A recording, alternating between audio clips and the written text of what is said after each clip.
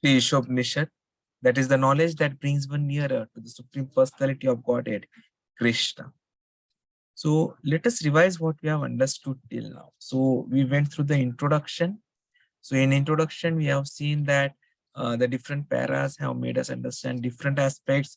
The first 5 paras made us understand that we have got 4 defects, so we need to have the Vedas.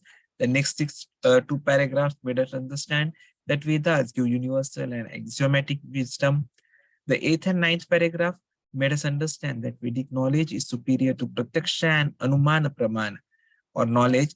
10th and 11th, 12th paragraphs made us understand Vedas who teach us about Krishna. So only way to know about the trans real and Krishna is the ultimate goal of the Vedas is what we found in the 13th paragraph, and 14th, 15th paragraph gave us some information about the history of Vedas and Vedic essence. Then what we have understood is about how the different levels of realizations have got different aspects associated with it. So we may reach the realization of Brahman, Paramatma or Bhagwan. If you are talking about Brahman, then we are understanding only about the Sat aspect. In Paramatma, we are understanding the Satchit aspect. And in Bhagwan, we are understanding the Sac-cid-ānanda, both aspects, which is about Bhakta. In fact, we are going to be discussing a little further about this in the invocation part again. About the development of our bhakti, so we can narrate it in how we are looking at the objects, what our vision is, and what is the consequence of that.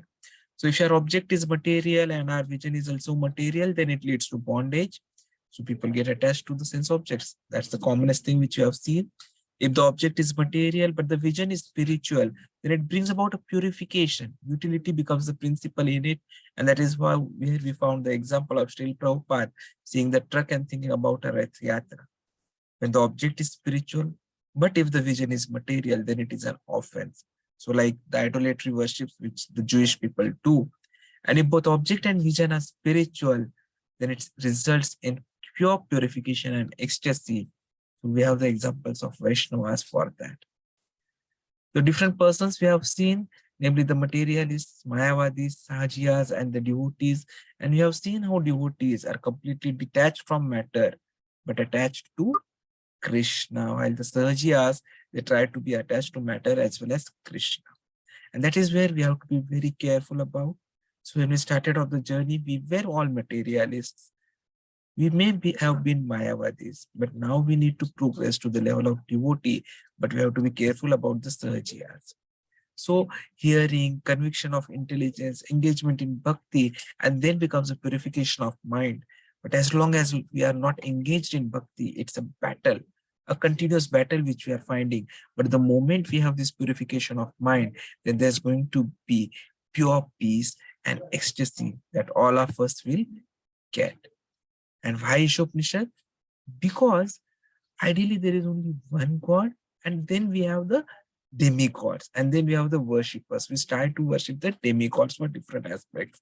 And whatever we pray for, that requires prayers. And then whatever is our prayer, accordingly, the demigods will give us the blessings. But again, for giving the blessings, they require the power which they get from the Supreme Personality of Godhead. Now, what Vishupnishad is teaching us is this, that we worship directly the God, Isha Upanishad. And that is why it becomes important. Then we have understood that there are only 4 books which are sufficient, because sadhya and the sadhana, that is Krishna and Bhakti, will be established through Bhagavad Gita and Ishopnishad. We have already finished Bhagavad Gita, we are covering Srimad Bhagavatam, we have finished Nectar of Devotion, and now we have started Ishopnishad. And sadhya and sadhana are explained thoroughly in Nectar of Devotion as well as Nectar of Instructions. We have already completed Nectar of Devotion, and maybe instructions will start after finishing the Ishopnishad. So this is what we have all covered till now. Om Ajnana-timirandasya Jnananjana-shalakaya Chakshurunmilitamena Tasmai Shri Gurave Namah Shri Chaitanya Manobhishtam स्थापितं येन भूतले स्वयं रूप कदा मह्यं ददाति स्वपदान्तिकं वन्देऽहं श्रीगुरो श्रीयुतापदकमलं श्रीगुरून् वैष्णवांश्च श्रीरूपं साग्रजातं सगण रघुनाथान्वितं तं सजीवं साद्वैतं सावधूतं परिजनासहितं कृष्णचैतन्यदेवं श्रीराधा कृष्णपादान् सगण ललिता श्रीविशाखान्वितांश्च नमो ओं विष्णुपदाय कृष्णपृष्ठाय भूतले श्रीमते भक्तिवेदांत स्वामी इति नामिने नमस्ते सरस्वती देवे गौरवाणी प्रचारिणे निर्विशेषा शून्यवादी पाश्चात्य देश तारिणे जय श्री कृष्ण चैतन्य प्रभु नित्यानंद श्री अद्वैत गदाधर शिवासादि गौर भक्त वृंद हरे Krishna Krishna Krishna Hare Hare Hare Ram Ram Ram Hare Hare Hare Krishna Krishna Krishna Hare Hare Hare Ram Ram Hare Hare Hare Krishna Krishna Hare Hare Hare Ram Ram Hare Hare. So this is where the book starts. The curtain is raised, and now we have entered the theater where we are going to understand our relationship with Krishna, establishing it firmly, and it all starts by invocation. Invocation, as we have seen, helps us understand our truth, what is the objective of our study, and to get the blessings so that we are successful in the activity which we have started. And that is what happens in this invocation as well, which we are starting today. So, requesting all of you who have not yet purchased the book, if possible, to kindly download the book experts which I have uploaded on the Google Drive so that you can recite along with me whenever possible. Om Purnamada Purnamidam Purnāt Pūrṇam udacyate Pūrṇasya Pūrṇamadāya Pūrṇam evāvaśiṣyate. What it means is, the personality of Godhead is perfect and complete, and because he is completely perfect, all emanations from him, such as this phenomenal world, are perfectly equipped as complete wholes. Whatever is produced of the complete whole is also complete in itself. Because he is the complete whole, even though so many complete units emanate from him, he remains the complete whole. Om Purnamada Purnamidam Purnāt Purnamudacyate Purnasya Purnamadaya Purnam eva avashishyate. Om means the complete whole, and Purnam means perfectly complete. Other is a Sanskrit word which means that, and idam means this phenomenal world, this material world where we are. Purnat, again, it's a form of the Purna word. So Purnat means from that all perfect. And udacyate means is produced. So, and ādāya, as you have seen, have been taken away. And avāśiṣyate means is remaining. And eva means even. So just see how beautiful it is that Krishna is perfect and complete. Om Purnam adaḥ Purnamidam. And because he is complete, this emanation from him, that is the material world, is also complete. Purnamidam. And then what do you further say? Purnāt Purnamudacyate. And from this Purna, from this Krishna, whatever is coming udacyate, that also is Purna. That also is complete, whole. And because he is complete whole, pūrṇasya pūrṇam ādāya, even though complete wholes are coming out of it, still pūrṇam evāvaśiṣyate. Still, he remains the complete balance.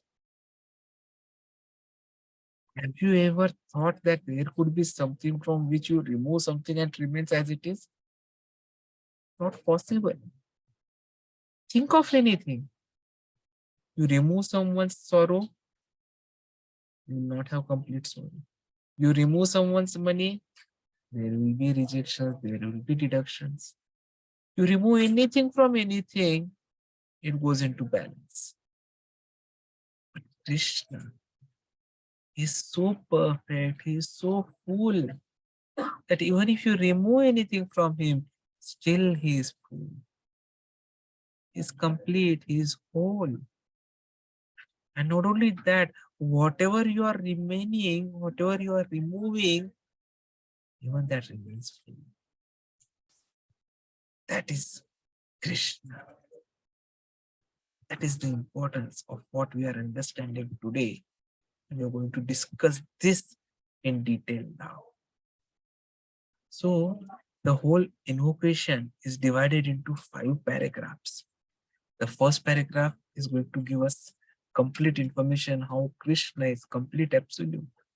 Second paragraph will make us understand even the material world is complete, which this invocation is already explaining. Third paragraph, how human form offers complete facility. And then fourth paragraph will tell us about our illusory completeness. And then we'll understand what is our real completeness. So all this is covered in invocation. So how is it that Krishna is the absolute truth? Very simple. Krishna is sac-cid-ānanda-vigraha. So if you are really understanding only till the Brahman effulgence level, then that is something which is the Sat feature. Sat means eternity. So we are understanding the eternity of the Lord. If we are trying to understand along with eternity the knowledge, then what it means is we are understanding the Paramatma who is situated in everyone's heart, who is associated with each soul. Whether it be we in this human body or any other soul, even maybe a soul in the COVID-19 virus. So if you're understanding till that level, then we are understanding the Sat and Chit features. And when we understand his Ananda, or the bliss form, his happiness, his blissfulness, that is possible only if you understand the Krishna as he is. And that is why Krishna is sac-cid-ānanda-vigraha. Now, vigraha I am keeping separately because vigraha means form. Now, many a times there is a confusion. God is form, God is formless. But the scriptures have made it very clear. He is with form. Because completeness cannot be formless. If he were formless, then everything coming out of him will be formless. So who can be complete? Not possible. And hence, the Lord is complete. He contains everything within and even beyond our experience. And so he is complete. If that were not the scenario, then he would not be complete. But unfortunately or fortunately, that is the scenario. The whole, the completeness contains within as well as beyond our experience, which we have seen till now. And so God is the absolute truth, the complete absolute truth. Sac-cid-ānanda-vigraha. And so he is complete. And I'm highlighting it again by stressing on that aspect. So always remember this. Whenever you are talking to anyone, That Lord is complete because whatever contains within and beyond our experience is there. So the next question comes is, if God is absolute truth, what about this material world? That also is complete. Now, if you see, we come to know about people who have faith in the Vedas or who have faith in some powerful personality who's controlling everything. So we call them atheists, one who believes in, call them theists, one who believes in God or supremacy of Lord. And then we have people who don't believe on anything. Yeah, God does not exist. The atheist people. Now, if you ask them, is the material world complete? The theist will say, yes, this is so much right. The world is also complete. The atheist will say, no, no, this is wrong. So much wrong. It cannot be complete at all. So many issues we see. But that is a difference of vision in. So if you see what purpose we are talking about, and then we see the design in connection with the purpose, then we can arrive at the right decision. For example, mobile can be used even to type notes. It's not that it is only for calling. It can have educational utilization as well. So it need not be an only tool for entertainment or a tool which disturbs. Same mobile is used by 4 of you right now to listen about Ishopanishad. So it's spiritual as well. So mobile is complete. It's completely complete. That is the right thought. So you have to look at the design in connection with the purpose. Once you do it, you arrive at the right decisions at the right time. So Prabhupada writes here in this particular aspect when he's talking about this, how the complete whole has immense potencies. And not only are his potencies immense, they are also complete, just like Krishna is.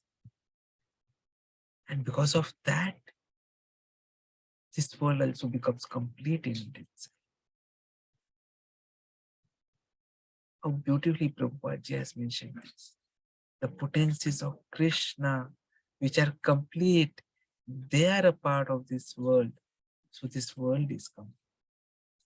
In fact, it is the potency of Krishna which has created the 24 elements of which this material world is created. Though this is temporary, ashashvatam, but then they are used to produce everything which is necessary for maintenance as well as subsistence of this universe. And since it is created in full, in completeness, the world is complete.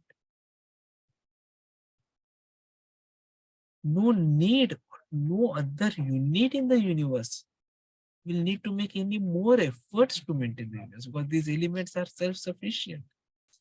And the whole universe is functioning on the time scale, which again is fixed by the energy of the Lord. And when the time scale is completed, there will be pralaya. This whole manifestation will be annihilated. And again, that is by the complete arrangement of the Lord. You have just completed Srimad Bhagavatam, 8th canto, where you have understood these things. In 7th canto, where you have seen how many times the pralaya happens. Each manvantara, we have seen this happen. And then we have seen how Lord selects the king and saves him, asks him to be ready to board the boat. Till the Saptarishis, the animals, the seeds, the plants, and he himself, Krishna, comes as a fish And he ensures that in spite of pralaya, all these are saved and they start the next cycle again. So these 24 elements, they are something which Krishna has prepared. And so we are complete. We have already seen these 24 elements. The Mahabhutas, earth, water, fire, air, ether. So we know all these things. Then the Jnanendriyas, five sense acquiring senses, knowledge acquiring senses, eyes, nose, ear, mouth, and skin. Then we have the five subtle elements. They are the objects which are known by the five Jnanendriyas. Sight, smell, sound, taste, and touch. And then we have the working senses. Hands, legs, mouth, rectum, and genitals. And then the subtle elements. Mind, intelligence, ego, and the contaminated consciousness, definitely. So these 24 elements, they are full in themselves, they are complete in themselves. And since they are prepared by the complete, this material world, which is a combination of these 24, is also complete. That was the first part of the invocation. The second part, which we need to understand, which Prabhupada just stresses upon, is how this human life is very important and how this is the opportunity. This is the life where we have got the completeness to understand Krishna and get out of this repeated cycle of Janma Mrityu Jara Vyadhi. It is important that we utilize it very, very successfully. Prabhupada writes that in fact, facilities are given to all the smaller complete units, that is the living beings, so that they can realize Krishna, who is the complete whole. But these smaller units, we are experiencing the incompleteness because somewhere or the other, over the period of time, by circumstances, by effect of Maya, we have forgotten complete whole. We do not have the knowledge of the complete whole. And since we do not know him, yes, all forms of incompleteness are experienced by us. The human life is very precious. pūrṇam janmanam ante. After passing through 84 lakh species, we get this human form of life. It is very important that we understand the value of this human form. pūrṇam janmanam ante. And if in this form of life, where you have full consciousness, we do not realize about completeness in relation to Krishna, then we are losing that opportunity where we could have realized completeness. And so we get put again in the evolutionary cycle, depending upon our karmas. Right from the lowest of the species, we keep on moving till someday we again reach the human life form. Maybe again get an opportunity to understand the completeness. If we don't still take this and understand it now, then that is the biggest mistake that anyone can ever do, a biggest sin. We need to avoid it at all cost. It's very, very important. This life has to be used very, very preciously for the purpose that which it has been obtained for. And the purpose is to know about Krishna, to go back to Godhead, to Krishna.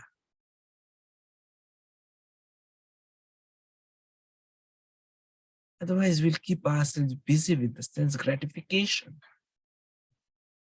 trying to have sensual desires, sensual fulfillment. But then that is illusory. Because they are all permanent, they are all temporary. Ashashvatam. And if this is Dukkhalaya, how can we get sensual pleasure? How can we have any kind of bliss? Not possible at all. If you're going to a food shop and telling them, please give me the car, Mercedes Benz, can the food shop person give you? Or you go to the car shop and tell him, please give me 250 grams of palak sabji. Is it possible? No. You can get something what is available in that particular place.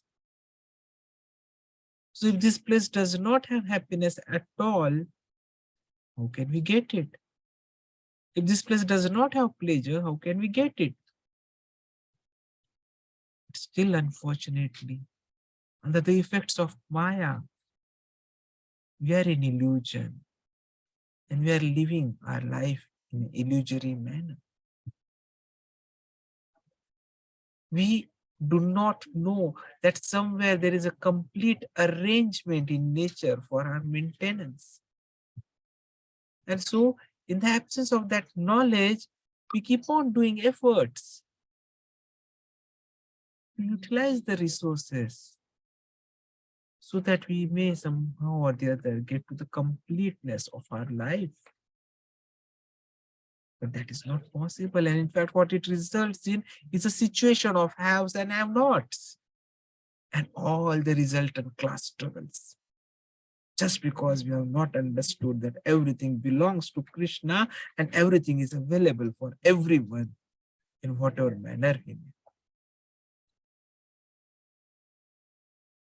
The result happens is that we cannot enjoy the life of the senses because we keep ourselves in a wrong direction.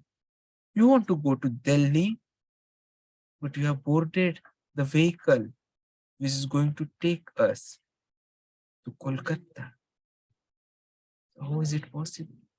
It is important that we take the vehicle which is going to Delhi if you want to go to Delhi. So if you want to have enjoyment of the senses, if you want to have happiness, then we have to go to the place where there is happiness. And that is only with Krishna. And so we need to dovetail everything with the complete whole. Have Krishna at the center of activities. Otherwise, this misleading life of sense enjoyment is only an illusion. Prabhupada gives the example of a hand. The hand which we have, this body is having, is complete as long as it is attached to this body. If it is severed, it may appear like a hand or even a finger, but it will not have the potencies of the hand. It will not be able to do the duties of a hand. So it is useless. Similarly, living beings are part and parcel of the complete whole. And if we remove it from them, then the illusory representation of completeness cannot satisfy. And that is what had been happening to all of us previously. Till the time we did not join devotional service, we did not start to understand what devotional service is, till the time we could not get the blessings of Srila Prabhupada and his disciples and the devotees. Now that we have got that, we are understanding it in detail. Because it's only the devotional service which is complete. The completeness can be realized only when we are engaging in the service of Krishna. Otherwise, all the other services that we do, be it social, political, communal, international, or even interplanetary. Like people today are thinking of going to Mars. Again, going back to moon. Even those interplanetary actions, services, they'll remain incomplete unless they are dovetailed with the complete whole. And when everything is dovetailed with complete whole, even the attached parts and persons become complete in themselves. So this human form and human rights is something which we have to be very, very careful about. We have to use it very, very properly in the most appropriate of manners. That is what this whole invocation has been teaching us about.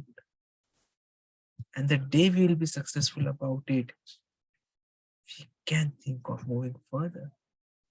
So human rights is not the right to what animals get from nature. Eating, mating, sleeping, defending, they're rights. But those rights are also available to animals. So let us not call them human rights. But let us call something else which no one else but only humans get. And that is the right to enlighten. That is the real human right. Otherwise, everything else is animal rights. So let's be a part of Krishna and not apart from Krishna. This is what is summarized in invocation. Our completeness is completely dependent upon Krishna. Or Kana to very independent. He is completely independent. Kana does not need anything. Our sense gratification, the more we try, the more we try, the more we try, will make us feel all the more incompleteness. Because we are trying in vain to fulfill something which is not at all possible. So you'll keep on working, hoping that 1 BHK will give you happiness, hoping that new 2 BHK will give you happiness, hoping that 3 BHK will give you happiness, hoping that villa will give you happiness, but you will never get any happiness. As long as you want to do everything for your own personal sense gratification.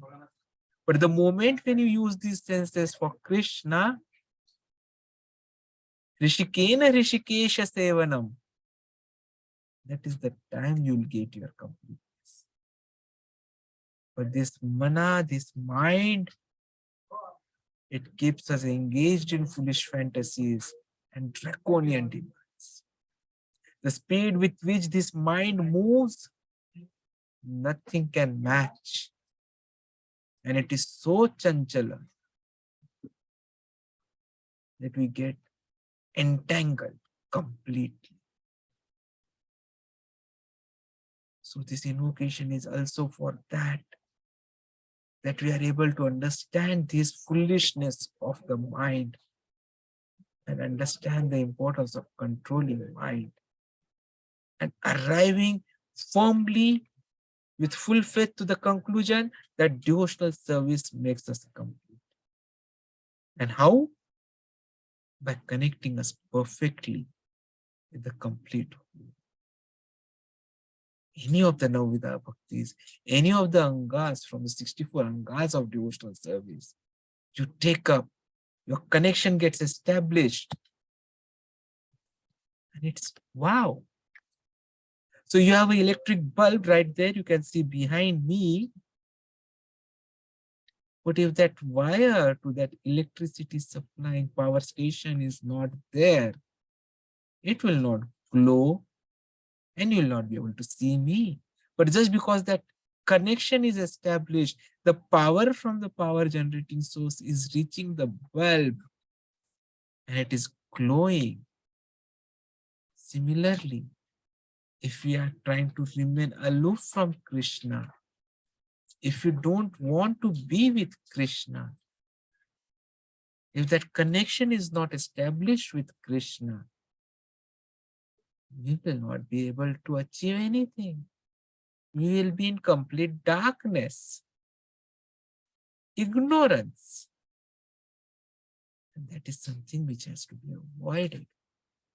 Which can be avoided by re-establishing this connection, which is possible through this Ishopnishan studies completely. The moment we feel ourselves attached back to Krishna, सब कुछ हो जाएगा. Everything will be possible. Radhe, Radhe. This is something which has been covered in the invocation by Jagat Guru Srila Prabhupada. Thank you very much.